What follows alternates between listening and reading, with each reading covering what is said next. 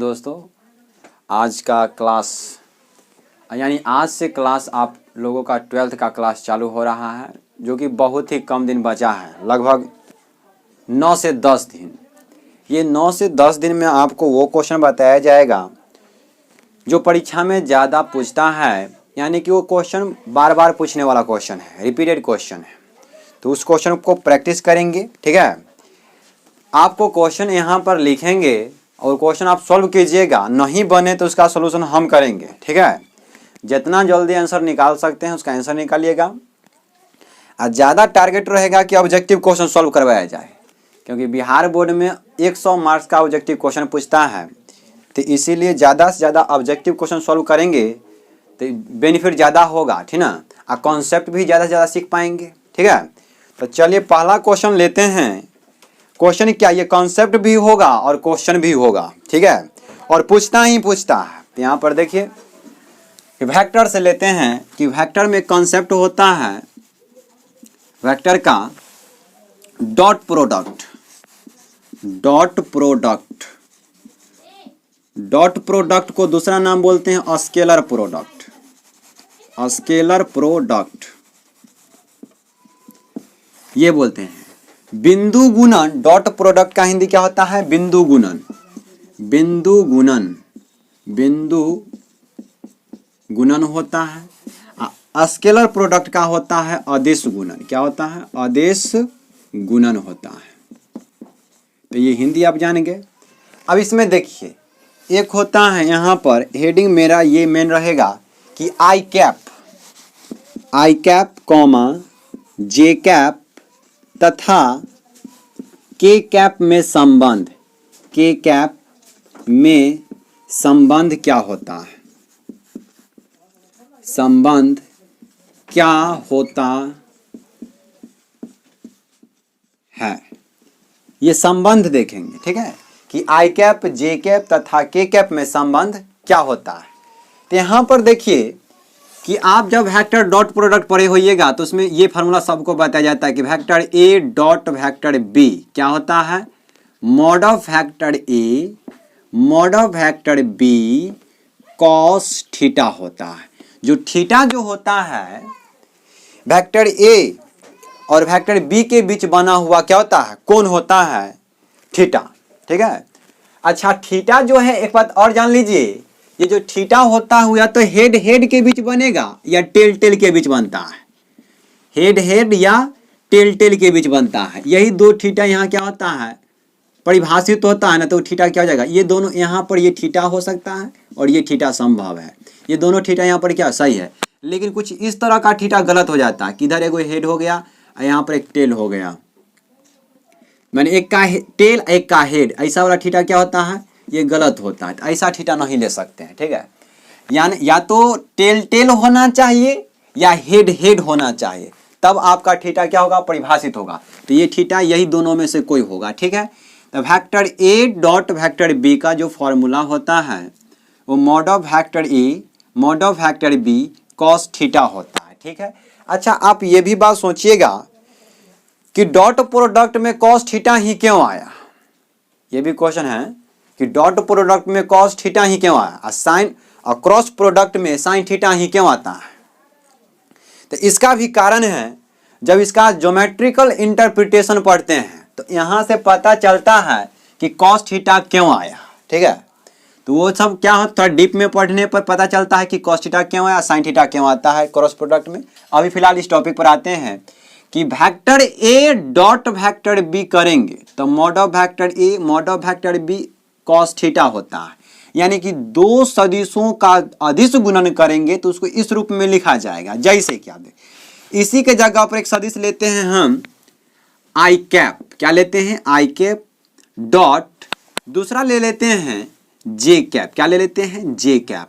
अब देखिए vector A के जगह पर आई कैप और वेक्टर बी के जगह पर जे कैप। तो इस फार्मूला में बैठाएंगे तो लिखेंगे mod of I cap mod of J cap. अच्छा यहाँ पर देखिए आई कैप जे कैप और के कैप है क्या? तो ये जो है यूनिट वेक्टर है, इकाई सदिश है। क्या है? इकाई सदिश। अच्छा इकाई सदिश बोले तो क्या है? तीनों एक दूसरे पर लंब होता है।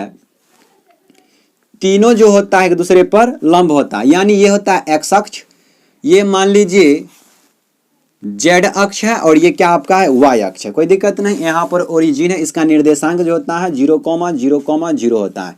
3D में मूल बिंदु का निर्देशांक जो होता है 0,0,0 होता है। ये भी क्वेश्चन बहुत पूछता है कि मूल बिंदु का निर्देशांक क्या होता है, तो 0,0,0 होता है। ये एक्स अक्ष है, ये जेड अक्ष है और क्या है वाई अक्ष है। अच्छा, एक्स अक्ष की दिशा को बतलाने के लिए आई कैप लेते हैं।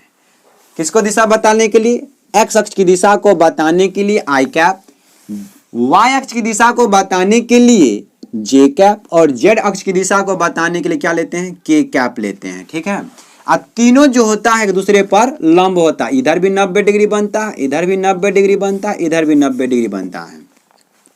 तो यहां पर देखिए आई कैप और जे कैप है, आई कैप और जे कैप, इसके बीच बना कोण कितना है? 90 डिग्री। यानी कि हमको थीटा का मान मिल गया कि थीटा का मान कितना है? 90 डिग्री है। तो हम लिख सकते हैं कॉस 90 डिग्री।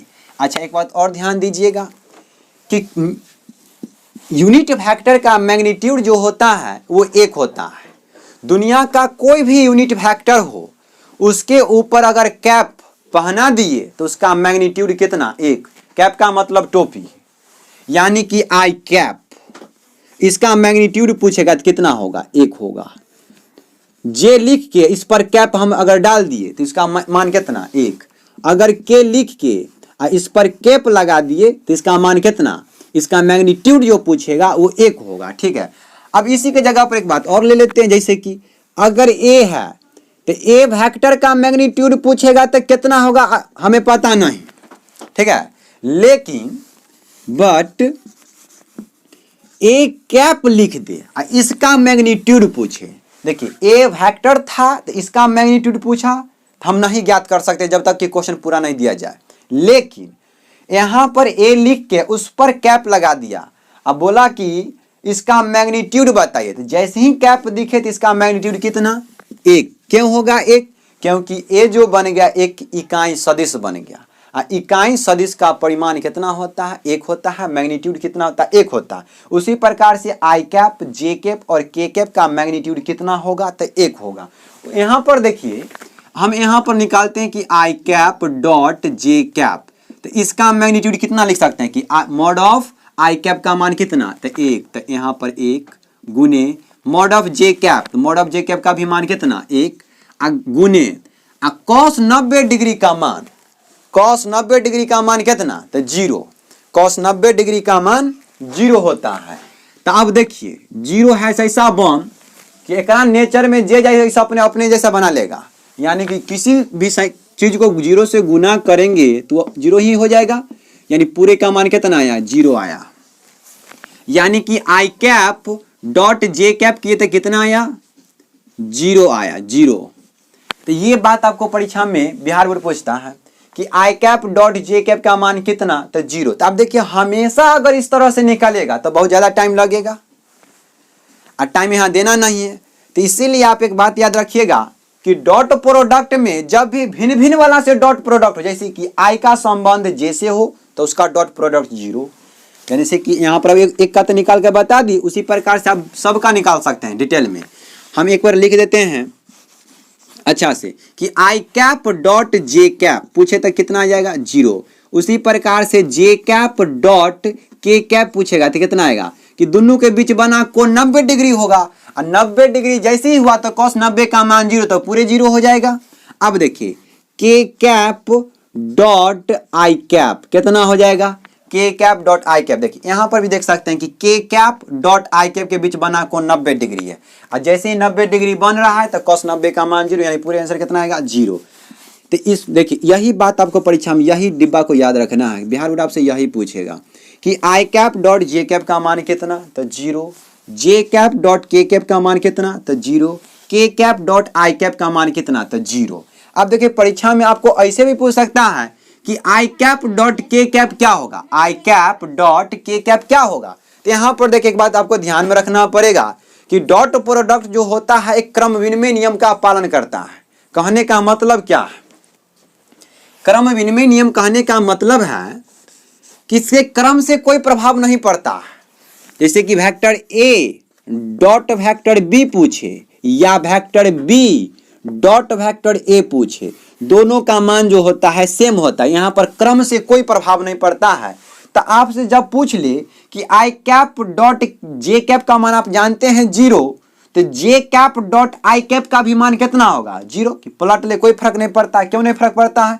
क्योंकि ये क्रम विनिमय नियम का पालन करता है। ठीक है, तो पहला कॉन्सेप्ट आपका क्लियर कर दिए कि अगर भिन्न भिन्न यूनिट वेक्टर के साथ डॉट प्रोडक्ट निकालना पड़े तो उसका मान कितना 0। दूसरा बात कि ये अदिश गुणनफल जो होता है क्रम विनिमय नियम का पालन करता है, इस पे क्रम से कोई प्रभाव नहीं पड़ता है। ठीक है, अब देखिए यहां पर यह भी बात बता दिए कि यूनिट वेक्टर का मैग्नीट्यूड कितना होता है, तो 1 होता है। लेकिन किसी वेक्टर का मैग्नीट्यूड पूछ ले तो उस क्वेश्चन जब तक पूरा नहीं दिया जाएगा तो हम नहीं बता सकते कि आंसर क्या होगा। लेकिन जैसे ही यूनिट वेक्टर बनेगा तो उसका मान कितना होगा 1 होगा। चलिए आपको यह भी बात बताए कि थीटा कब परिभाषित होता है और कब परिभाषित नहीं होता। जब क्या हो टेल टेल बने तो थीटा क्या होगा परिभाषित होगा। हेड हेड का कॉम्बिनेशन हो थीटा क्या होगा परिभाषित होगा। लेकिन टेल और हेड दोनों हो तो वो थीटा सही नहीं होता है, वहां पर जो थीटा बनेगा वो एंगल सही नहीं होगा। ठीक है, तो ये बात ध्यान में रखिएगा। आपको ये भी बताया कि vector A dot vector B क्या होता है mod of vector A mod of vector B cos theta होता है। यही मेन फार्मूला है सबका, जब डॉट प्रोडक्ट में यही होता है, सबका काम यही होगा। ठीक है, कि vector A dot vector B क्या होता है mod of vector A mod of vector B cos theta होता है। चलिए एक बात और बतला देते हैं कि जैसे आपको यहाँ पर एक जगह यूज हुआ कॉस 90 डिग्री का मान कितना तो 0। तो और अच्छा बात सीख लीजिए कि कॉस विषम इंटू π/2 लिखा हो तो इसका मान डायरेक्ट बोलिएगा 0। कहने का मतलब क्या है, कॉस हो और कोई संख्या हो, कोई भी विषम संख्या, जैसे कि कॉस विषम संख्या 1 है तो 1 ले लेते हैं इंटू π/2, तो ये क्या बनेगा कॉस π/2 यानी कि कॉस 90 डिग्री ही बना तो इसका मान कितना 0।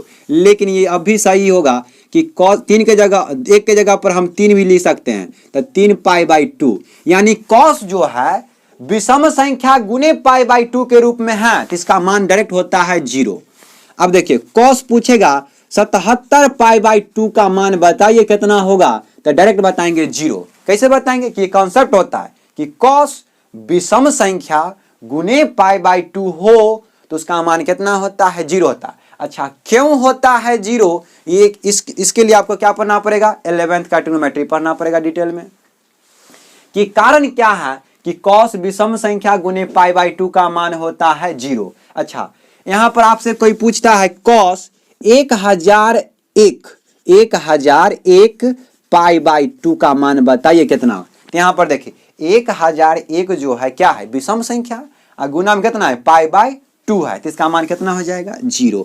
इसी तरह से कुछ भी आप पूछ ले, जैसे cos 31 π/2 का मान पूछ ले कितना हो जाएगा 0 हो जाएगा। ठीक है, तो ये बात याद रखिए। हो सकता है कि आपको ये बात डिफरेंशिएशन में लग जाए, इंटीग्रेशन में लग जाए, कहीं भी लग सकता है। ये सब क्या होता है, ये सब जो बात है वो मैथ में कहीं भी यूज हो सकता है। तो चलिए ठीक है, यहां तक आपको ये बात सिखा दिया गया कि इसमें से जरूर बिहार बोर्ड क्वेश्चन पूछेगा। इतना जो बात बताए हैं यहां से 1 नंबर से ज्यादा ही कम से कम 3-4 नंबर का क्वेश्चन इतना जो बताए इतना देर में क्वेश्चन पूछेगा। ठीक है, तो देखते हैं क्या है ना। चलिए बाय, इस वीडियो को ध्यान से देखिए। अगर स्क्रीनशॉट लेना चाहते हैं तो इसको ले सकते हैं पूरा का।